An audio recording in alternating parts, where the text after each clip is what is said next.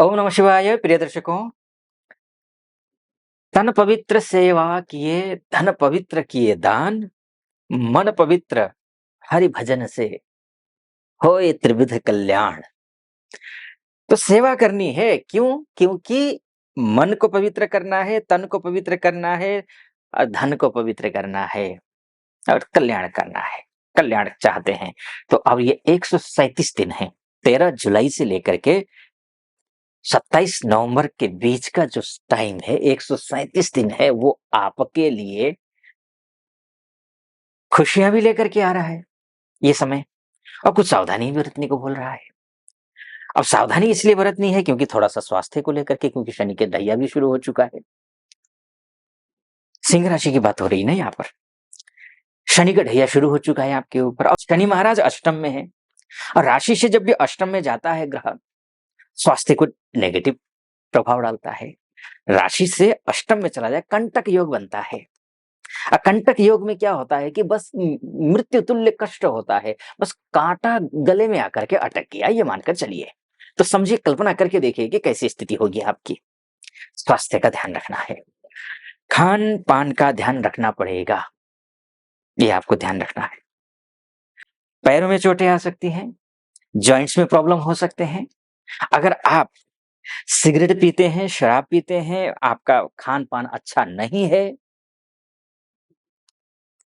तो समझ लीजिए आप अनेक प्रकार के पेट से संबंधित परेशानियों से भी आप जूझ सकते हैं। खासकर अगर आप पहले से ही आपको एसिडिटी और वायु की समस्या है, गैस्ट्रिक की समस्या और एसिडिटी की समस्या है, तो ये समस्या ज्यादा बढ़ सकती है।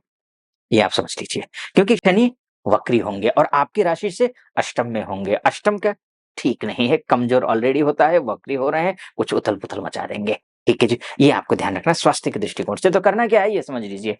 तो करना ये है कि आपको हनुमान चालीसा का पाठ करना है। हनुमान चालीसा का पाठ करना पड़ेगा, पर डे करिए, शुभ होगा। दूसरा, शनि से संबंधित दान कीजिए, ठीक रहेगा। स्वास्थ्य की बात, अब शनि से संबंधित दान क्या होता है? काले जूते, काली चप्पलें, काली छड़ी, काला चश्मा, जो अंधे होते हैं ना, उनको आप डोनेट कीजिए।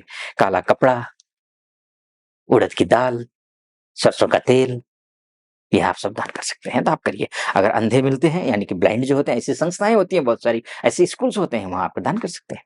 तो ये एक स्वास्थ्य को लेकर के बात हो गई। अब बात नौकरी की कर लेते हैं। नौकरी पेशा वालों के लिए कैसा रहने वाला है? देखिए, नौकरी पेशा वालों के लिए शनि का वक्री होना शुभ है।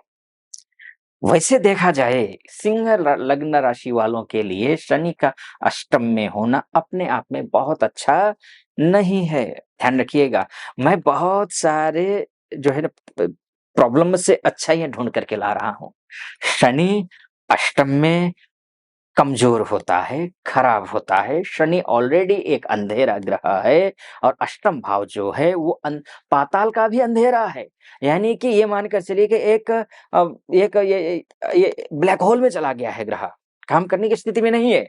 लेकिन वक्री होने से क्या होता है कि शास्त्र कहता है वक्रिणस्तु महावीर्याः, वक्री ग्रह जब होते हैं वो अत्यंत बलवान हो जाते हैं। तो वो बलवान होगा, मान के ब्लैक होल में चले गए लेकिन मजबूत होकर के निकलेगा। तो आपके लिए, और नौकरी पेशा वाला ग्रह शनि है। शनि के बिना, शनि अर्थात काम, शनि अर्थात मेहनत, परिश्रम, शारीरिक श्रम, खासकर वो करवाने वाला ग्रह है, तो ये करवाएगा। नौकरी पेशा करने वालों के लिए अमूमन ये अच्छा है, खराब नहीं है। हाँ, सतर्कता सावधानी जरूरी है। मैं वो पॉइंट आपको बता रहा हूं कि खराब स्थिति में से आप निकलेंगे। जैसी स्थिति अभी चल रही है उससे आप बेहतर स्थिति में पहुंचते हुए दिखाई दे रहे हैं नौकरी पेशा में।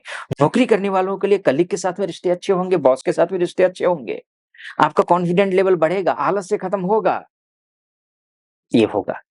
लेकिन शर्तों के साथ में आपको अपनी तरफ से प्रयास करना पड़ेगा, ये आपको ध्यान रखना है। तो नौकरी पेशा करने वालों के लिए अच्छा है, चाहे आप छोटी सी स्तर पे आपकी ज्वाइनिंग है, यानी कि आप बहुत अच्छे पोजीशन पे नहीं है, या फिर आप बॉस है, आपको दोनों ही स्थिति में ठीक है। ये स्थिति नौकरी वालों के लिए ठीक है। अब आते हैं आपकी कुंडली के हिसाब से बिजनेस के लिए।